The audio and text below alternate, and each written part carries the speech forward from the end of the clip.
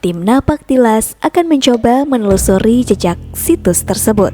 Simak liputannya hanya di channel Napak Tilas. Jangan lupa like, komen, share, dan subscribe.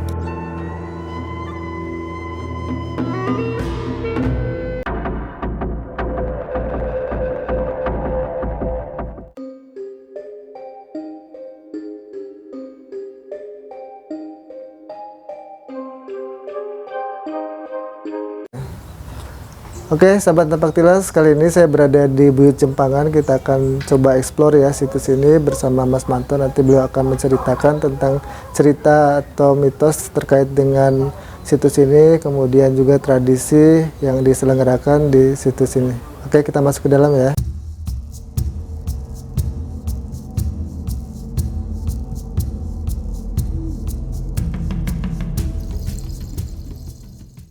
Oke Mas, boleh diceritakan terkait dengan situs ini? Ya, kalau menurut sejarah dari orang tua zaman dulu, dinyatakan bahwa iya, ini Buyut di sini itu nggak ada, adanya di Pulau Damar. Tapi kalau di sini cuma hanya ajudannya. Yang tiga ini posisinya ajudannya. Yang satu yang namanya Antarasa, Antawisesa, ini Antadipura. Antadipura yang perempuannya, ibunya ini bapaknya. Antawisesa ini anaknya, Antarasa. Kalau yang di situ kebanyakannya ajud-ajudannya, cuman kurang tahu karena banyak ya posisinya.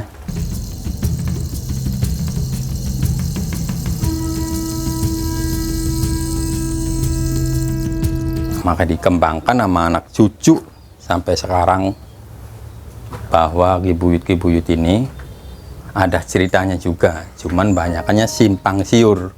Di antara ada yang A, ada yang B, ada yang C. Cuman kalau menurut saya cerita di sini ini namanya Buyut sini asal usulnya namanya Raden Prakasahid, yang adanya di Pulau Damar, anaknya Sunan Kalijaga, Raden Sahid. Ini Raden Prakasnya, Prakasahid. Makanya diturunin masalah yang tiga ini suruh ngurus di sini. Di namanya di Jempangan ini, Jemaras Pengampun Pekantingan. Yang namanya pulau ini posisi Buyut ini api teluk. Yang sebelah kiri namanya termasuknya Pekantingan, sebelah luar ke selatan namanya Pengampun. Kalau wilayah sininya Jemaras, makanya Jempangan, Jemaras, Pengampun, Pekantingan. Jadi makanya silsilah ini kalau masalah cerita itu bisa boleh dipanjangin, bisa. Kalau posisi di putus-putus juga bisa, teman, jalur yang alangkah benarnya itu posisinya. Jadi makanya kalau posisi Raden Prakasahid datangnya itu 1 tahun sekali di bulan 8 entah bulan 9. Makanya kalau posisi kedatangan mau menyucikan namanya pekakas yang namanya golok temuntul. Kalau golok temuntul itu posisinya isinya si jago, si lembu, namanya nama si krapyak, namanya golok temuntul itu. Makanya udah meluas, hal-hal yang udah mengerti, nggak pakai obrolan, cuman pakai apa ya, kebatinan lah. Kalau yang bisa-bisa ya tentu membenarkan, tapi kalau banyak yang cerita simpang siur saya nggak mengerti loh mas posisinya. Makanya saya selalu diam. Makanya sekarang saya baru karena bahwa sebenarnya saya udah nggak setahun, 2 tahun, udah puluhan tahun saya megang cerita ini. Makanya kalau udah pesta apa ya minta ceritanya ke sini, asal usulnya. Kalau khusus seni-seni budaya ajanya di pembesar di desa Jemarasnya, masuknya yang besar namanya Nyi Gede Jemaras. Jadi kalau benar posisinya pengen tahu sejarah di sini ya ini bentuknya. Kalau masalah yang di sini semua itu ajudan, kalau yang di sini namanya Antarasa, Antawisesa, Antadipura namanya, yang khusus diunjukin ke Raden Prakasahid. Kalau Raden Prakasahid itu di mana? Adanya di Pulau Damar. Oh. Cuman asal usulnya juga namanya di daerah Demak. Ya Mas, terkait dengan ajudan, 3 ajudan ini fungsinya untuk apa? Ya fungsinya kalau fungsinya untuk jaga-jaga di wilayah sini mas. Posisinya kan di wilayah sini itu masih ada Prakasahid, apa namanya berbentuknya. Kalau masalah gaman dulunya sih ada yang megang, orang tua sini yang megang itu. Makanya di sini dulunya pohon gede namanya getah sanah. pohon ketasan yang paling gede nggak berapa yang gedenya, tahunan berapa gede, bisa cuman hilangnya kebakar. Oh, udah hilang. Dulunya sih gede sini. Oh, di dalam. Ya, di sampingnya. Oh, di sampingnya. Sebelum ada kutah ini posisi. Oh. Sebelum ada kutah. Tapi posisinya ada kutah sana. Jadi kibuyut yang berapa yang di dalam sini, di bawahnya. Tadinya posisinya berhubung makin lama, makin puluhan tahun gimana ya posisi. Pohonnya itu dibakar. Kebakar sendiri. Jadi makanya cuma nitip ke orang tua, ke cucu-cucunya sampai kita bahwa sejarah sini adanya kayak gitu. Adanya dari omongan-omongan orang tua zaman dulu. Ngomongnya, makanya posisi kalau iya benar, semua pengen tahu ya di sini namanya Raden Parasahit. Terus namanya Jembangan. Cuman orang zaman dulu kan belum fase ya Jembangan. Tadi pas ada kata-katanya sih kalau Jembangan itu Keciblon katanya sih. Cuman posisinya bukan Keciblon, di sini namanya Jembangan ini Jemaras, Pengampon, Pengadingan. Wilayah Apit Telu namanya tuh posisi. Ya Apit Telu sebelah kiri itu namanya posisinya Pengadingan. Sebelah depan namanya Pengampon. Kalau yang wilayah sini Jemaras. Maka dinamakan Jembangan posisinya kayak gitu. Ala baiknya tuh posisinya. Nah, ada nggak mitos-mitos di situs ini, Mas? Kalau mitos di sini, ya lebih banyak, biarpun sama Ki Buyut Pande. Kalau bangsa mitos yang bangsa-bangsa itu yang itu lebih banyak. Kalau dulunya di situ namanya wilayah namanya Kembang, apa yang namanya itu Kembang, pohon gede, itu pindahan dari depan. Di depan pintu itu dulunya ketutup sama pohon kepu. Pohon kepu mau ditebang, cuman pada kena sakit semua wilayah sini. Ya satu blok ini mau ditebang, udah ditebang, cuman yang mindahin dibawa langsung ke namanya bunga apa namanya itu posisinya. Ke bunga itu ditaruh di sini, pas ngeblak lagi masuknya ke daerah ini. Makanya kalau posisi yang lebih ngeri ya nggak ada, dibilang kata orang-orang nggak ada semacamnya pocong, ujilanak, cuman hanya lewat dengan mampir aja. Cuman orangnya gede-gede. Kalau ambil sejarah, ini pintu gedenya dari belakang ini, yang namanya pohon serut. Oh, itu yang di situ? Iya, yang potong itu. Pohon serut itu pintunya dari Gunung Gundul, melalui masuk pintu ini keluarnya ke makam Ipik.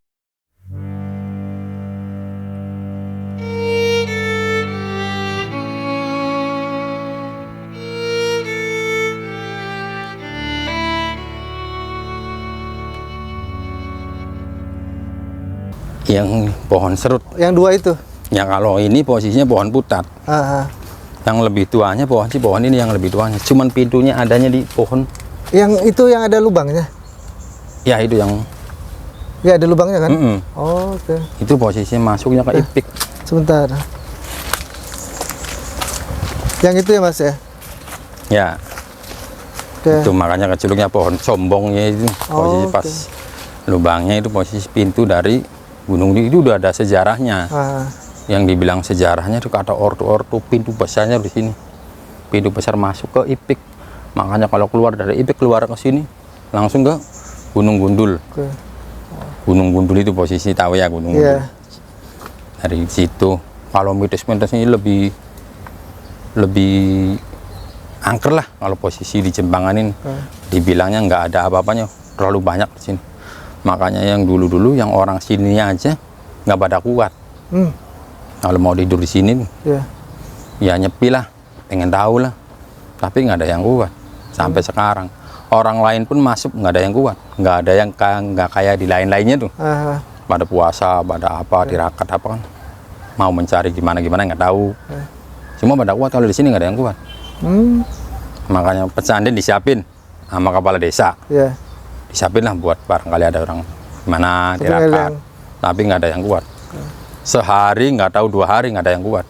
Pernah dulu dari wilayah Conggeang, Conggeang Sumedang, nggak ada yang kuat sama sekali. Katanya sih yang ngomong mitosnya sih nggak ada yang namanya pocong, nggak ada yang namanya kuning. Orangnya tuh gede-gede berbulu semua, berbulu turun dari sana. Dari Gunung Gundul itu. Makanya mau masuk ini nggak tahu, makanya makam Ipik tuh nggak nggak ada apa, cuma hanya mitosnya itu aja dari dulunya, dari sejarah omongan ordo gitu posisinya. Jadi kalau sekarang pengen tahu ya di sini ya namanya Jempangan ini. Oh ya namanya itu namanya pohon sokadana. Yang mana? Mas? Kembang soka ini udah roboh sih ini. Oh iya. Udah roboh, pindahan dari Depan. dari ketutup. Dari depan. Ya pintu depan itu ketutup Iya. Mas. Oh dulu ketutup. Oh. Kalau masih dibawa apa ya kerandang nggak masuk. Harus naik dulu karena ketutup pohon kepu besar. Oh. Cuman bro kebijaksanaan panitia sini, anak-anak cucu sini pengen dibongkar. Cuman pengen dibongkar sakit semua anak cucunya pada meriang, pada apa ya itunya nggak terima. Yeah. Cuman mungkin dari mana orang dari mana yang bisa yang nembang itu bersih, cuman mencari pindah, dipindahnya ke Sokadana dulunya. Yang mau dipindah ke sini nggak terima, yang di sininya nggak mau, udah penuh. Oh. Di situ wah nggak mau, udah penuh. Kemana di dalam pohon-pohonnya gini nggak penuh. Cuman yang mau di sini, yang penting bareng-bareng katanya. Jadi pas itu dulunya roboh. Cuman kalau dilihat dari kasat mata kita sih posisinya ya masih ada.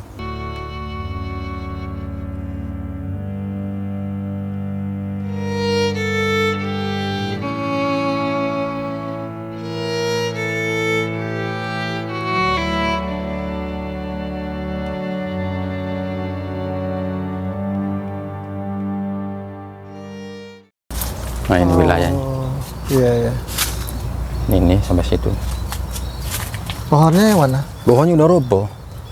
Pohonnya udah robohnya ke sana pohonnya. Kalau ke sini ya kena semua. Pohonnya tinggi pisan. Ya itu akarnya, yang itu bukan? Iya makanya susah dibongkar. Ini dari akar-akarnya nggak bisa dibongkar karena kata orang tua yang bisa ngelihat sih ya. Iya. Nggak bisa dibongkar, ini rumah bener-bener gudang gedung lah. Dari situ ya? Iya, sini situ ke batas situ. sampai sini. Oh. Tempatnya tuh. Sini sampai sini tempatnya, terus kalau ke sananya itu susah juga, bisa diceritain itu susah. Susahnya tuh di bawah itu dulu tuh ada apa, sampai sekarang masih ada tuh. Oh ya, yang bata-bata itu ya? Iya, bata-bata itu nggak ada yang bisa membuka itu. Sebagai berarti masih misteri berarti. Masih misteri. Nggak ada yang bisa. Saya kata orang tua juga dulu apa ini nggak tahu posisinya. Cuman gitu aja. Nah dari sini Buyut Jempangan ini ke Buyut situ ada hubungannya nggak? Ya ada hubungannya itu kalau posisi tayangannya. Oh bekas Kerapiakan, namun kalau diasa tuh, kalau posisi golok diasa, rontok itunya itu. Jadinya kerapiak, namanya si kerapiak. Oh. Ngerapiak itu posisinya. Oh iya, oke.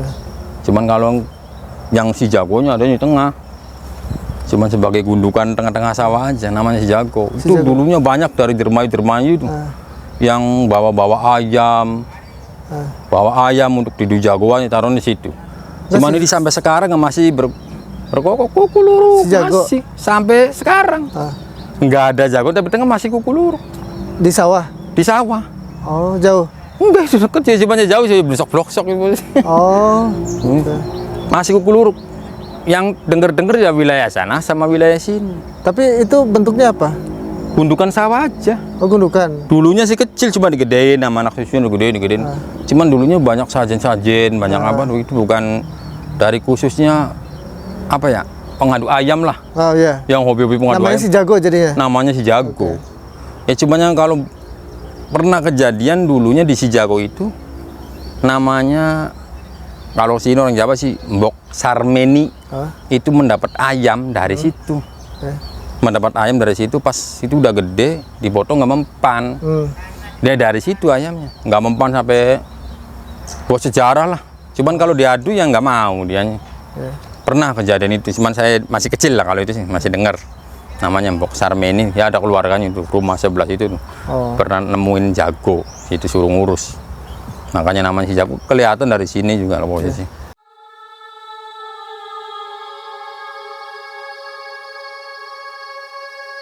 Biasanya tradisi di sini apa aja yang diselenggarakan? Ya biasanya kalau adanya di bulan 8 sama bulan 9 ya, namanya kata orang sini sih kunjungan melekan. Ada wayangan, entah ada sandiwara, entah ada pengajian. Itu dari anak-anak cucu sini lah, turun-turunan sini gitu, ngadain tumpengan gitu posisinya. Cuman adanya di bulan 8 sama bulan 9. Contohnya kayak itu posisinya. Oke, kayak mbu watua mbu gamana ya dari sing kesambi siji karo sing kan lebih terap dulu kan siji mau kumpulin ning asem mancing kabeh tadi siji mau enggak ada kita semua lagi waktu mungkin itu lunggina aku puasa Bentuknya apa? bentuknya cahaya Oh, cahaya. cahaya biru. Di sini boleh dilihat juga dari artefak-artefak yang ada. Banyak pemakaman-pemakaman yang satu sejarah ya, dalam artian satu tahunnya hampir sama, yaitu kurang lebihnya di abad 18 atau abad 17. Nah, bisa dilihat di sini banyak artefak-artefak pemakaman-pemakaman lama yang memang tidak bisa tahu kita pemakaman siapa saja karena memang tidak ada namanya. Tetapi dilihat dari artefak yang ada, yang itu bentuk batu batanya bisa terlihat di sini hampir sama dengan di Nyi Gede Jemaras. Abad ke? Kurang lebih abad 18, ada juga abad yang ke-17. Menurut Mas Agus, yang paling tua nih dari artefak ini makam yang mana nih, Mas? Kalau menurut saya yang ada di dalam pendopo situ, dan salah satunya juga mungkin ini kita lihat, ini kemungkinan salah satu. Oh, ini besar juga ya? Ya, kita lihat. Antara ukurannya panjang kurang lebih 25 cm. 25 cm, ini kurang lebih sekitar 15 sampai 18 cm, dan ketinggian kurang lebih sekitar 5 ya. Mungkin zaman dulu kita belum mengenal yang namanya pembuatan nisan, hanya mengenal tentang pembuatan batu bata ya. Jadi kebanyakan di sini hanya bata-bata, dan mungkin salah satunya juga selain itu karena disinyalir atau dulu itu bisa mencirikan batu nisan tertentu. Kalau misalkan harus ada nisan juga, mungkin karena punya ahlinya itu adanya di tempat-tempat kayak kesepuak, keraton, kan, tempat-tempat seperti itu. Jadi tidak ada pengrajin atau yang tersebar luas pedagang-pedagang seperti sekarang itu di luaran area keraton. Jadi bisa dilihat juga nanti di Gunung Jati maupun di tempat-tempat lain mungkin ada batu-batu nisan yang memang abadnya dari dulu, ya kan gitu. Karena mungkin di situ bisa menilai mana yang abad 15, mana yang abad 16, 17 dari batu-batu nisan dulu seperti itu. Tapi di luaran dari keraton atau kompleks pemakaman yang dianggap orang-orang peninggalan dulu kerajaan di TPU-TPU sekitar hanya mungkin dari batu bata. Oke, teman-teman, cukup sekian ya liputan kali ini di Buyut Jempangan. Kita akan coba eksplor situs-situs yang lainnya di Desa Jemaras Kidul.